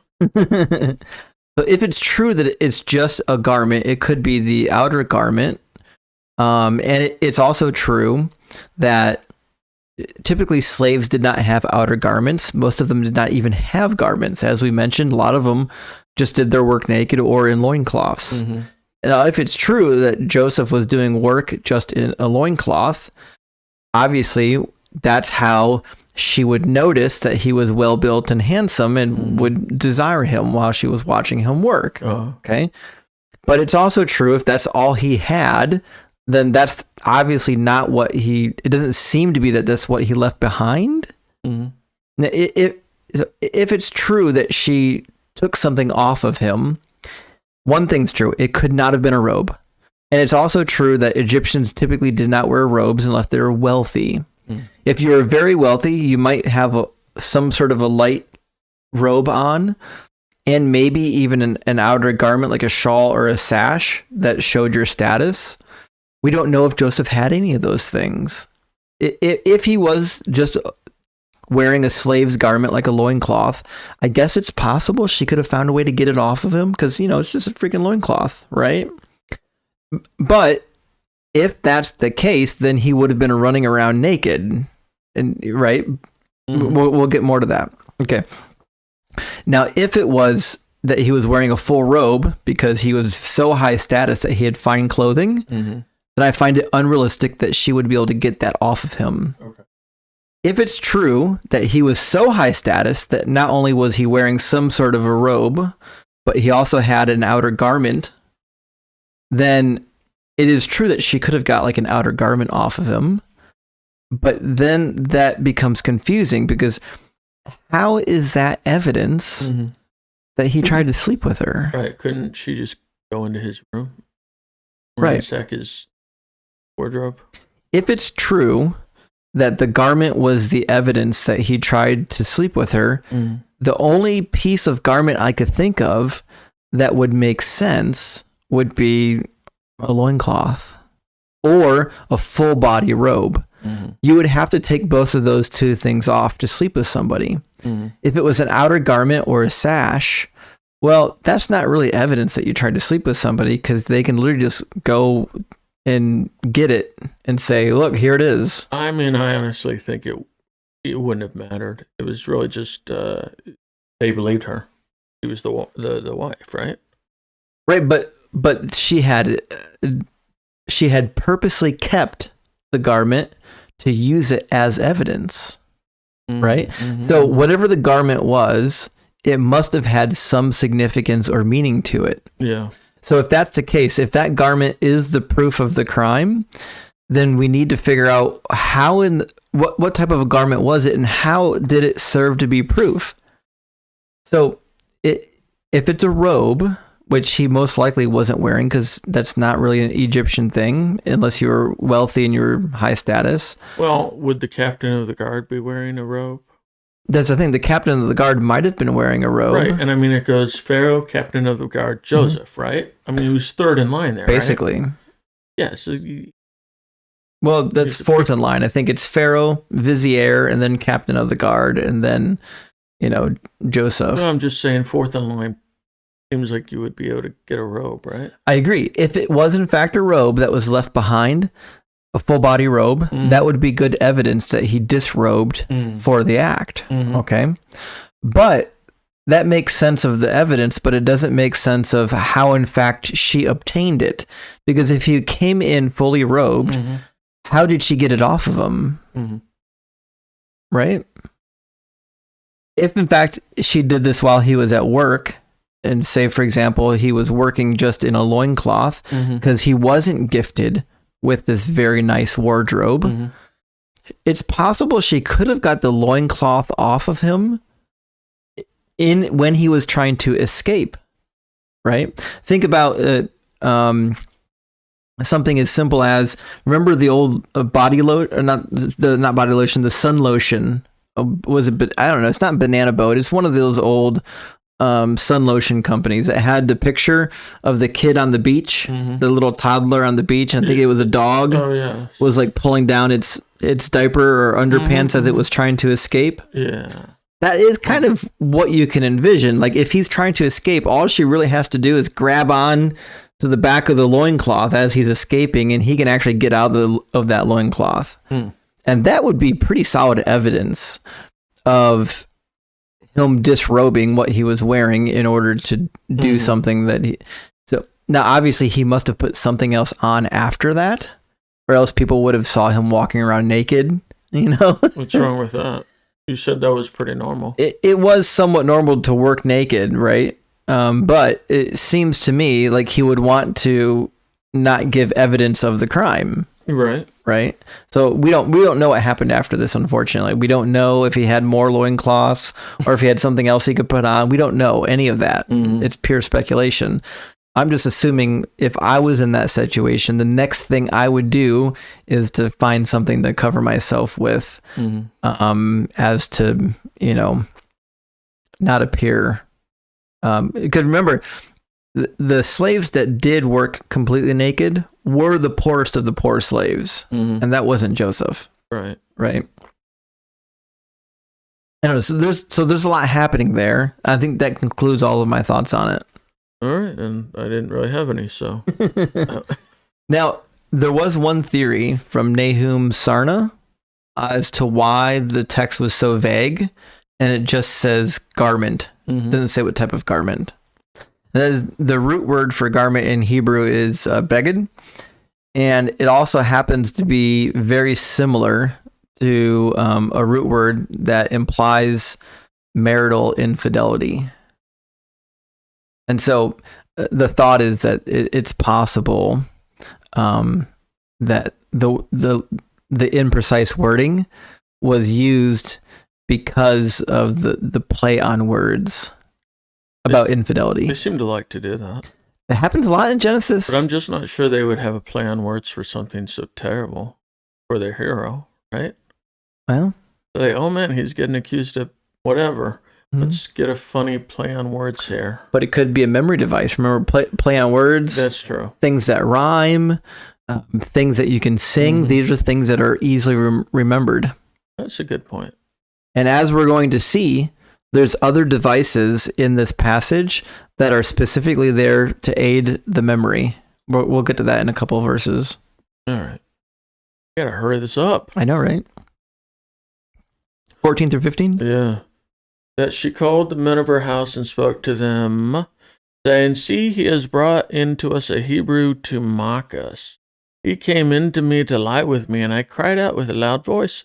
And it happened when he heard that I lifted my voice and cried out, that he left his garment with me and fled and went outside.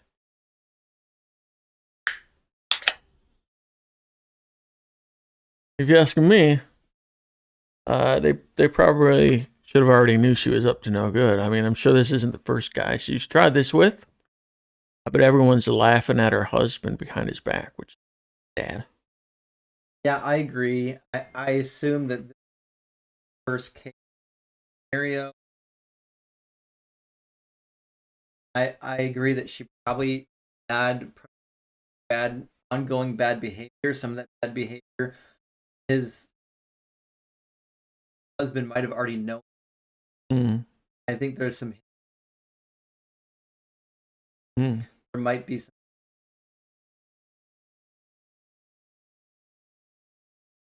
I said all that with my microphone off. Now I got to say it with my microphone on. Okay. So I agree. I think that it's possible that Potiphar's husband, Potiphar's, I think it's possible that Potiphar knew that his wife was up to no good. I think there's some indications of that as we get to the end of the chapter, which we're going to cover shortly. It seems to be that if it is indeed true that this is repetitive bad behavior, it's possible that the other slaves, the other people in the house, know about it. And it's possible also that her husband also kind of knows that she's up to no good. Right. He wouldn't want to admit it, right? Because that would make him look really bad. That would be a stain on his reputation as much as anybody else's reputation, right?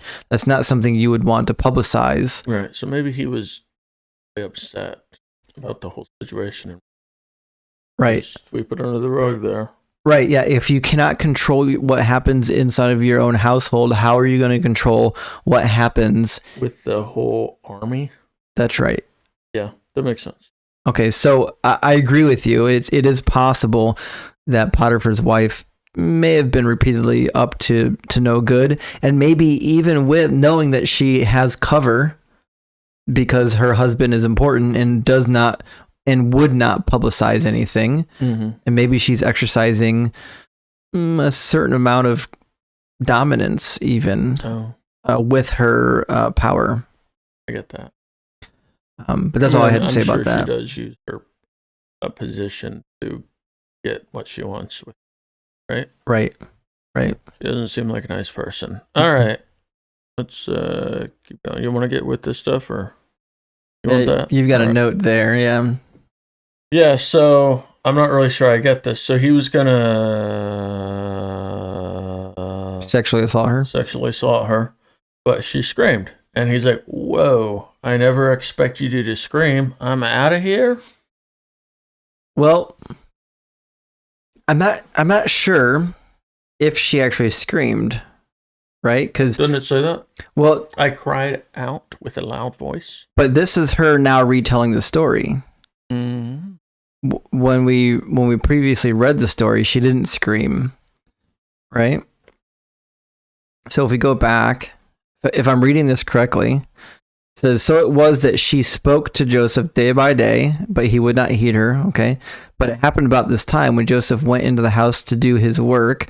Then none of the men of the household were inside, that she caught him by his garment, saying, "Lie with me." But he left the garment in her hand and fled and ran outside. Then she called to the men of the house and spoke to them, saying, so she didn't yell out during the event. Okay. She is telling the men that she did yell out. And this is actually very important. Because it means that she may not have known what she was going to do ahead of time, right? Well, a woman who was, we'll say, either caught in the act, accused of being in the act, or admitted to being in the act, if it was true that she did not cry out, it was presumed that it was consensual and not rape. And we see that very clearly in Deuteronomy. In Deuteronomy 22:23 says, if a young woman who is a virgin and is betrothed to a husband, and a man finds her in the city and lies with her, then you will bring both of them to the gate of the city, and you will stone them to death with stones, the young woman because she did not cry out in the city, and the man because he humbled his neighbor's wife. So you'll put away the evil from among you. Now listen to this. In verse 25 through 27, but if a man finds a betrothed young woman in the countryside, not the city. We'll edit that out. We definitely won't be doing that. And the man forces her to and lies with her, then only the man who lies with her will die, and you will do nothing with the young woman. There is there is in the young woman no sin deserving of death. For just as when the man rises against his neighbor and kills him, even so is this matter. For he found her in the countryside, and the betrothed young woman cried out, but there was no one to save her. So the implication here is that if you're in the city and nobody hears you cry out, it's an indication that you're guilty of the crime. Mm-hmm. If, in fact, you're in the country, like we read in Deuteronomy 22, 25 through 27, there's no one to hear you cry out, right. So it's presumed that you're innocent. Yeah, but they still have like a trial and everything to make sure the man did it, right? Well, yeah, you would ask around, did anyone hear the woman cry out? Yeah, but then they'd say no. Right. If they all said no, then they would say, okay, well, she's presumed to be innocent then. And the guy is also presumed to be innocent? Well, no, if he was caught in the act. All right, but that's the only way they can punish anybody then, is if they catch him in the act. Yeah, if they catch him in the act, and the woman was not determined to have been crying out. Yeah. Right. Now, we have a similar law in the Middle Babylonian laws, Law 55. It says, in the case of a senior's daughter, and that's a high-ranking person, basically a nobleman, right? Because in the Middle Babylonian laws, there were different laws for like commoners and people of social status. In the case of a senior's daughter, a virgin who is living in her father's house, whose father had not been asked for her in marriage yet, whose hymen had not been opened since she was not married, and no one had a claim against her father's house.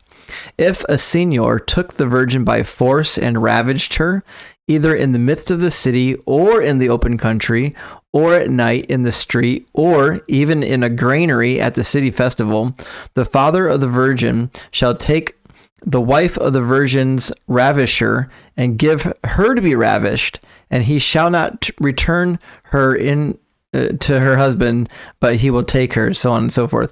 The important part here in the Middle Babylonian laws is, even though they do not make a distinction between if it happens in the city or outside of the city, they're still recognizing that there seems to be multiple locations where a woman could be raped, but they do not make a distinction. If she's raped in the open country, she is believed to be innocent.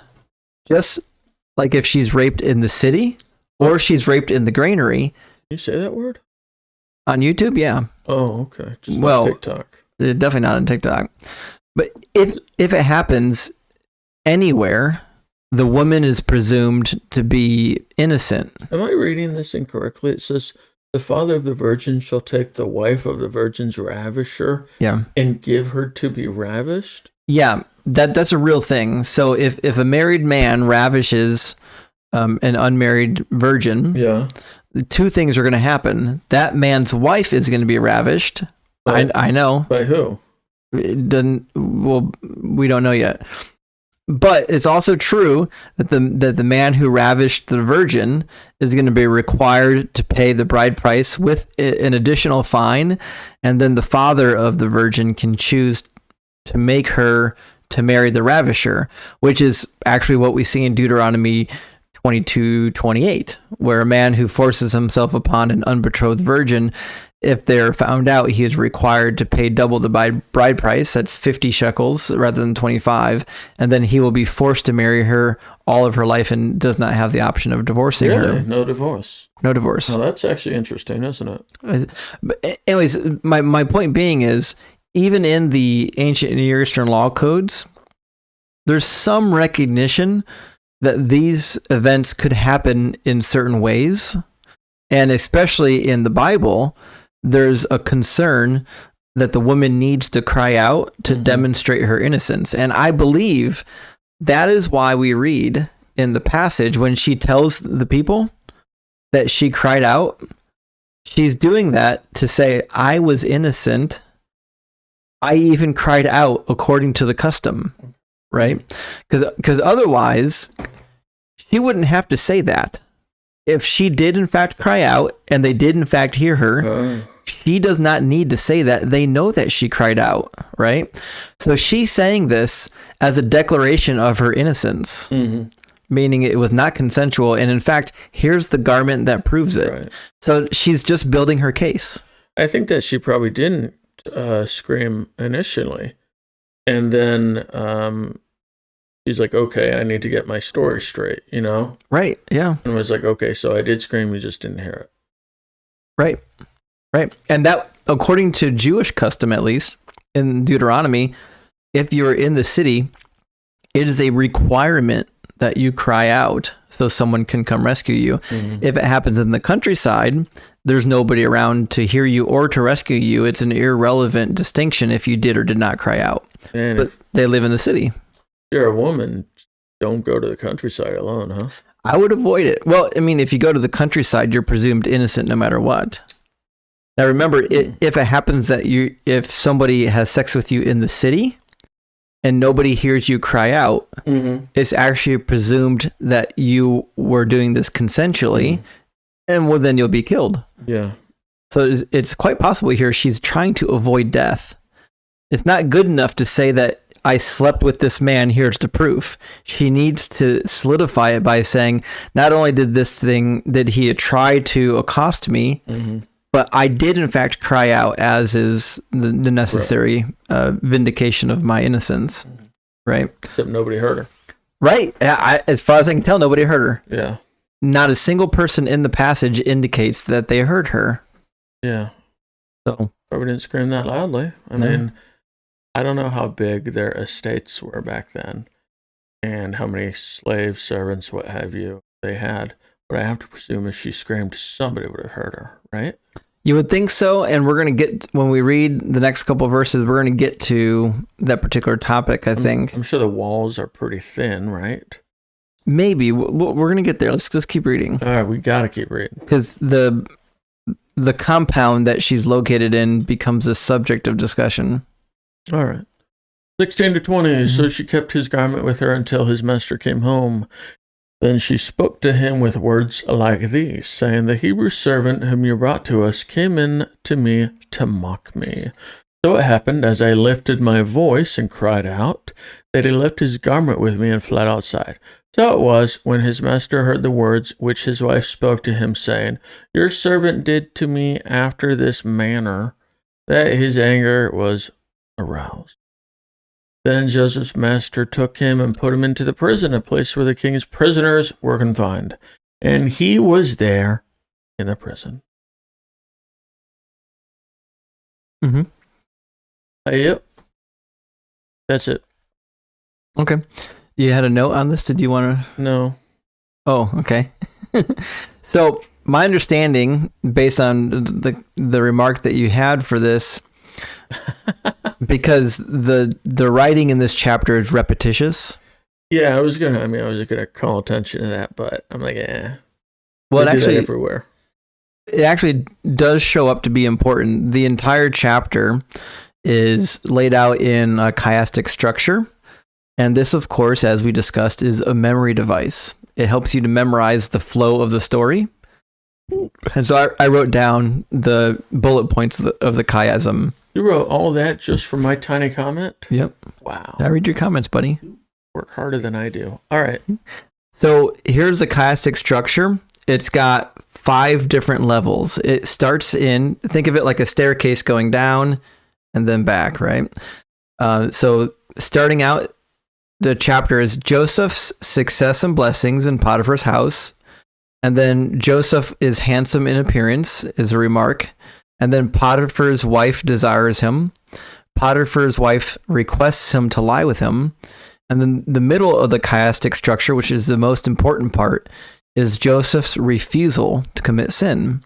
And then on the way out of the chiasm is Potiphar's wife request to lie with me. Potiphar's wife's desire is being spurned.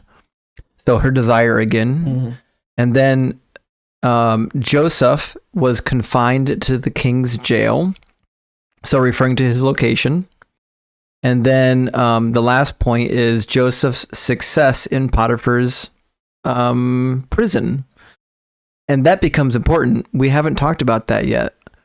but being captain of the guard also made him over top of the prison guards. Not the military. That's gonna be awkward, right? We're definitely gonna hit that. Wouldn't that be awkward? Yeah.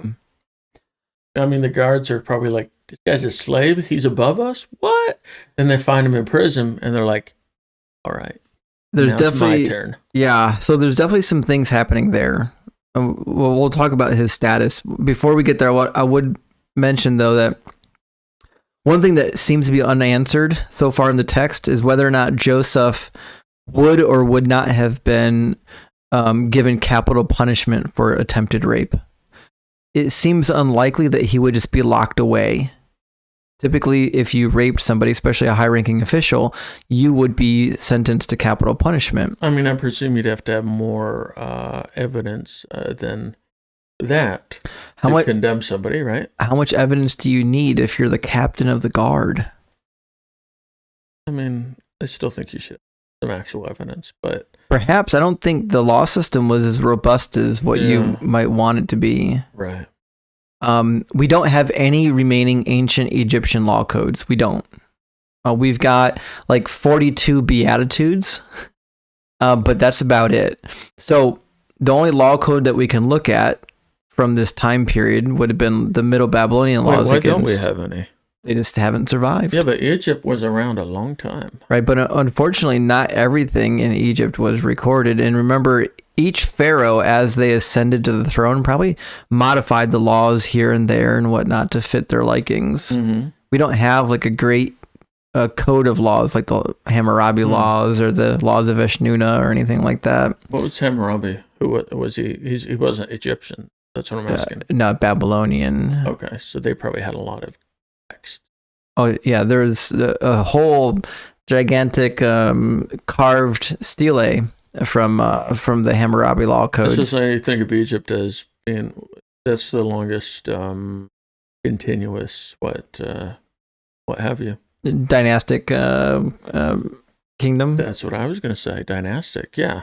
And you're telling me they don't have anything written down. All right, that's just ridiculous. All right. They did, unfortunately.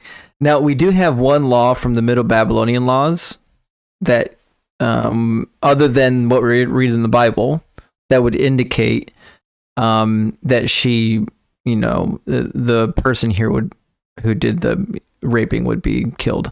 It says, if a senior's wife passed along the street and another senior, a male, seizes her and says to her, "Let me lie with you," since she would not consent and kept defending herself, but he took her by force and laid with her, whether they found him on the senior's wife or a witness has charged him that he lay with the woman, they shall put the senior to death, with no blame being attached to the woman. So at least roughly contemporaneous to the time period, a couple hundred years apart, we have some law codes that say, hey, listen, if you just rape a married man's wife, you're going to get killed. You're not going to get locked up. What's a senior again? It's a high status individual in society. So why are they only having laws for the high status ones? There's multiple laws. The problem is that a lot of these ancient law codes, what we have surviving to us is incomplete. There are laws within the law code dealing with people of low social status and high social status. So you'll see in some of the ancient law codes what you do if somebody rapes your slave as opposed to raping your daughter or your wife. There are different sets of rules, right? Mm-hmm. But in this particular case, the woman, Potiphar's wife, would be roughly equivalent to a senior's wife, which is what we read in Middle Babylonian law number 12. I mean, she would be up there, wouldn't she? She definitely would be up there, yeah. So that being said, it seems to me, for at least for the time period, from the little that we know, it seems that maybe the correct punishment here would be for him to be killed and not put in prison. I assume there were extenuating circumstances, like the fact that everybody loved him. That may be it. And let's read like the last couple verses, and then we're going to flesh that out. All right. Because I think there's more here that will help us flesh that out. 21 to 22. But the Lord was with Joseph and showed him mercy, and he gave him favor in the sight of the keeper of the prison.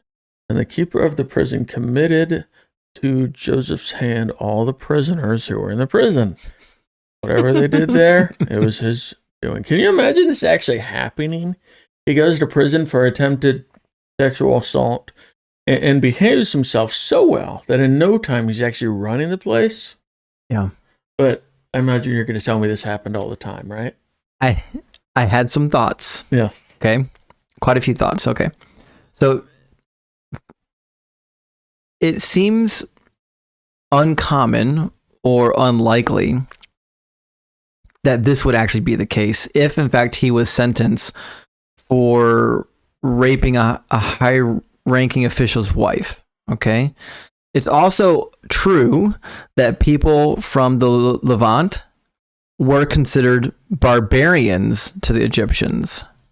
They did not consider the people of the Levant to be clean. They didn't even wear their clothing. They believed that clothing made from animals were impure. And you're talking about Joseph, right? Yeah, Joseph. Okay. They had a very low view of people from the Levant, the Hebrew people and the Canaanite people. Very, very low view. They were dirty. A lot of times they weren't even circumcised. They wouldn't wear their clothing because they didn't wear animal clothing that was impure. You couldn't even wear that into like a temple or a sacred space. You had to wear something that was not made from animal. So that being said, the Egyptians that Joseph was surrounded by would have had a low view of him, being that he was a Hebrew. So it seems odd that they would put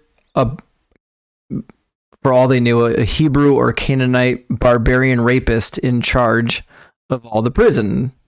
Okay, so the whole narrative seems implausible. But he was on his best behavior. Okay. He was on his best behavior, but here's where we get a wrinkle. Okay, Potifar was the captain of the guards, which means this could be less likely. If the keeper of the prison, which is who put him in charge, okay, if the keeper of the prison, if his boss is in fact Potifar, it's very odd that the keeper of the prison would put the person in charge of the prison who was the guy who raped his own boss, his boss's wife. That seems completely and implausible, wouldn't happen unless one thing is true, okay? If it's true that he didn't believe the claims of his wife and he put Joseph away in prison for the sole purpose to resolve the matter, to get rid of Joseph, but to also not to punish Joseph according to what the law dictated. Because it seems to me that the law would have dictated that he was going to get killed while he's in prison, and he spends a couple years there. Not only does he spend a couple years there, but he prospers while he's there, and he could not prosper in that prison without Potifar knowing of it. Right. Yeah. He couldn't do it. It wasn't going to happen. So I'm led to believe that one of two things is true. Either the story doesn't make any sense, or Potifar just did not believe his own wife. Now listen to the location here, okay? Genesis 40, 1-4 says this: "It came to pass after these things that the butler and the baker of the king of Egypt offended their lord, the king of Egypt.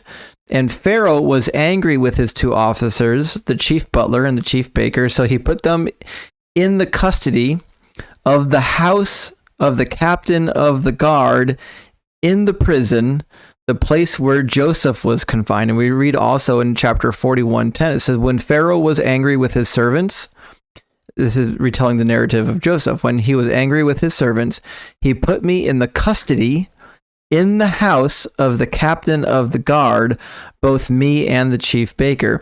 It seems to me, I'm sorry, that wasn't Joseph recounting that. That was somebody else. I think it was a cupbearer. But either way, in both of the, we cannot go a week without you punching your microphone. I don't know why. What we can see here, it seems to me that wherever these people were being held seems to be the same location where Potifar resides.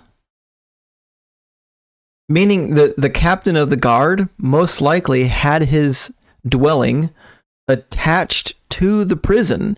And this is not unheard of. We know it during the Herodian period in the 1st century.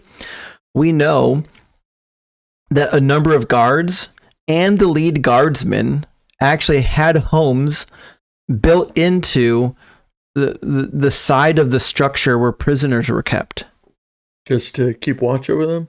Yeah, because if that's the case, if your job is to keep watch over the prisoners, it is indeed true that you would need people there at all times. And so you would have to have some sort of dwelling, some sort of structure to house the people that were in charge of the prison.